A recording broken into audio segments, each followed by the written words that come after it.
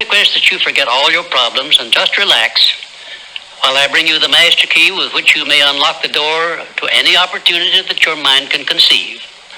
Right here at the beginning of our visit, I'm going to make you a promise.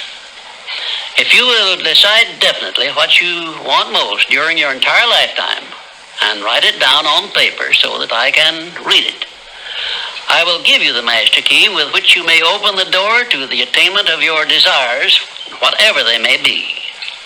The exact moment when I will deliver this master key to you will depend entirely upon when you are ready to receive it.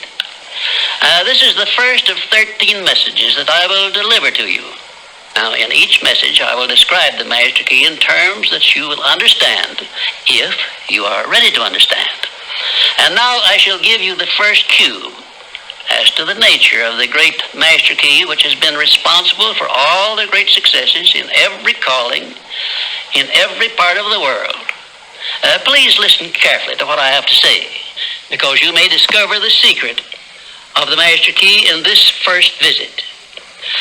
You may get your first cue as to the nature of the great master key when I tell you that psychologists have discovered a natural law which is the very foundation of all personal successes. And I can describe it to you in one short sentence so you can understand it.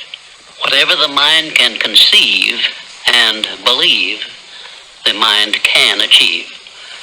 Isn't that a profound statement?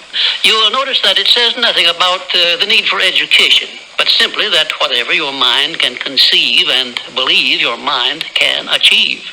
Now, if you want evidence that the mind can achieve whatever the mind can conceive without the benefit of formal education, you only have to remember that Thomas A. Edison conceived the idea of becoming an inventor and lived to become the world's greatest scientist in the field of invention, with only 3 months of common school education. When I first heard Andrew Carnegie describe this natural law, which makes it possible for you and I and everyone else to write his own price tag in life and attain it, I became so enthused over it that I began to search for the power back of it. And my curiosity led me finally to the discovery of the master key, which I shall reveal to you if you are ready to receive it. My search led me to the study of the spiritual forces with which all of us are blessed.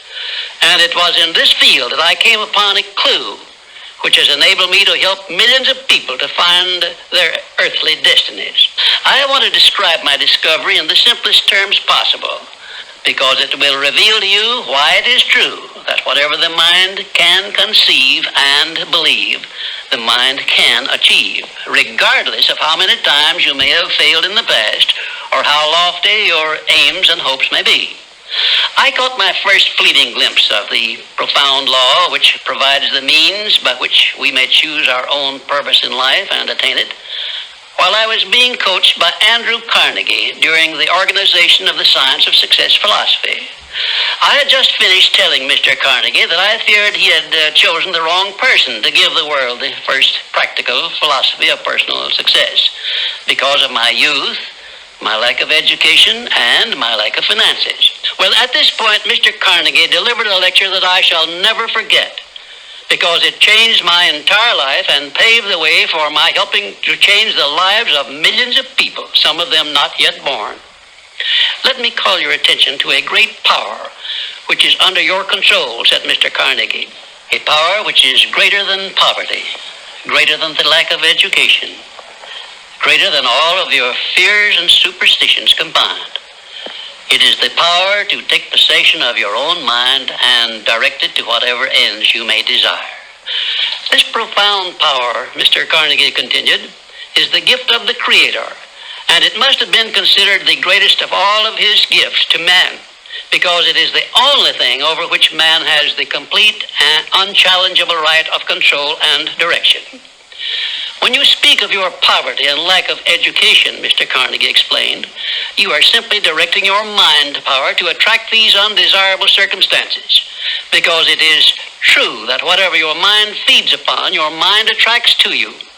Now you see why it is important that you recognize that all success begins with definiteness of purpose, with a clear picture in your mind of precisely what you want from life. Then Mr. Carnegie continued his speech with a description of a great universal truth which made such an impact upon my mind that I began then and there to give myself a new outlook on life and set up for myself a goal so far above my previous achievements that it shocked my friends and relatives when they heard about it. Everyone, said Mr. Carnegie, comes to the earth plane blessed with the privilege of controlling his mind power and directing it to whatever ends he may choose. But, he continued, everyone brings over with him at birth the equivalent of 2 sealed envelopes, one of which is clearly labeled the riches you may enjoy if you take possession of your own mind and direct it to ends of your own choice. And the other is labeled the penalties you must pay if you neglect to take possession of your mind and direct it. And now let me reveal to you, said Mr. Carnegie, the contents of those 2 sealed envelopes. In the one labeled riches is this list of blessings. 1, sound health. 2, peace of mind. 3, a labor of love of your own choice. 4, freedom from fear and worry. 5, a positive mental attitude. 6, material riches of your own choice and quantity. In the sealed envelope labeled penalties, Mr. Carnegie continued, is this list of the prices one must pay for neglecting to take possession of his own mind. 1, ill health. 2, fear and worry. 3, indecision and doubt. 4, frustration and discouragement throughout life. 5, poverty and want.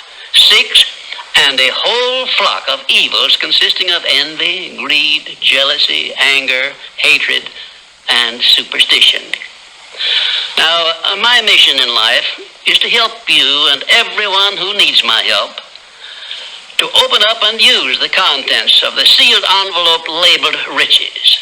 And the starting point from which you must take off if you wish to write your own ticket from here on out for the remainder of your life, I will describe for you in these simple instructions. 1, procure a neat pocket-sized notebook, or something on the order of this one here, loose leaf affair. And on page 1, write down a clear description of your major desire in life, the one circumstance or position or thing which you will be willing to accept as your idea of success.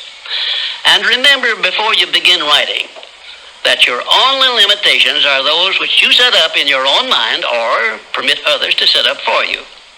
And 2, on page 2 of your notebook, write down a clear statement of precisely what you intend to give in return for that which you desire from life. And then start in right where you stand now to begin giving.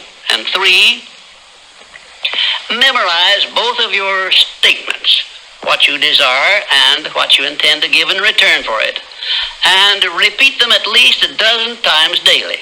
And always end your statements with this expression of gratitude for the blessings with which you were gifted at birth. I ask not, O divine providence, for more riches, but more wisdom with which to accept and use wisely the riches I received at birth in the form of the power to control and direct my mind to whatever ends I desire.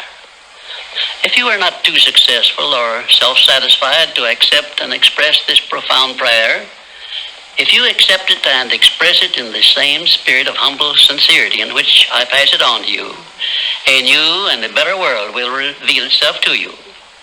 A world in which you will see reflected the circumstances and the things which you yourself have created. Next, I will give you a description of the second principle of success.